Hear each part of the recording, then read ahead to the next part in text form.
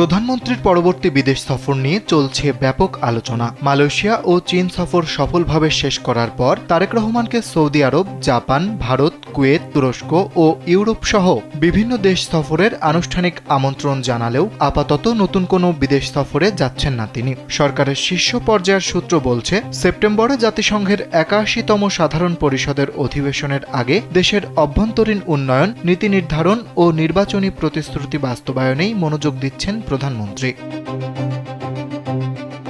গত ফেব্রুয়ারিতে সরকার গঠনের পর দেশ পুনর্গঠন ও কূটনীতিতে গতি আনতে সক্রিয় হয়েছে বিএনপি নেতৃত্বাধীন সরকার।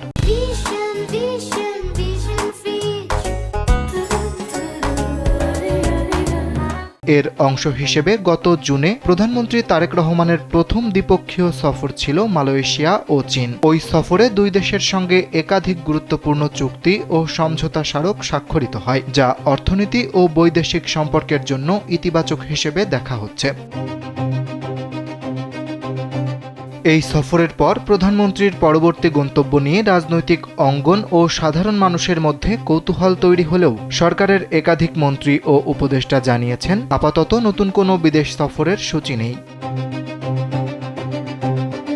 তবে বিভিন্ন দেশের আমন্ত্রণ অব্যাহত রয়েছে। গত ৬ জুলাই ঢাকায় সৌদি আরবের রাষ্ট্রদূত ডক্টর আবদুল্লাহ জাফর এইস বিন আবিয়া প্রধানমন্ত্রীর সঙ্গে সৌজন্য সাক্ষাৎ করে যুবরাজ মোহাম্মদ বিন সালমানের চিঠি তুলে দেন। চিঠিতে বাংলাদেশ সফরের আমন্ত্রণ গ্রহণের কথা জানান যুবরাজ এবং দুই দেশের সম্পর্ক আরও জোরদারের প্রত্যয় ব্যক্ত করেন। জবাবে প্রধানমন্ত্রীও যুবরাজকে ধন্যবাদ জানান এবং সৌদি আরব সফরের আমন্ত্রণ গ্রহণ করেন।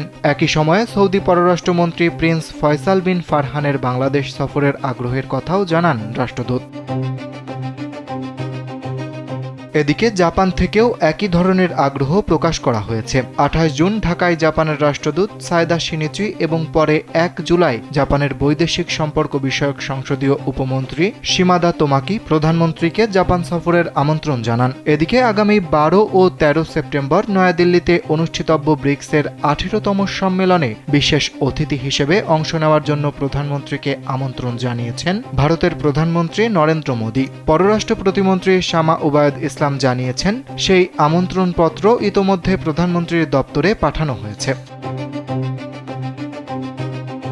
সরকারের দায়িত্বশীল সূত্র বলছে, আগস্টের মধ্যে বিদেশ সফরের সম্ভাবনা ক্ষীণ। তবে জাতিসংঘ অধিবেশনে যোগ দিতে সেপ্টেম্বরে যুক্তরাষ্ট্র সফরের আগে বা পরে সৌদি আরব কিংবা কুয়েত সফরের সম্ভাবনা রয়েছে। একই সঙ্গে জাপান ও তুরস্ক সফর নিয়েও কূটনৈতিক পর্যায়ে আলোচনা চলছে।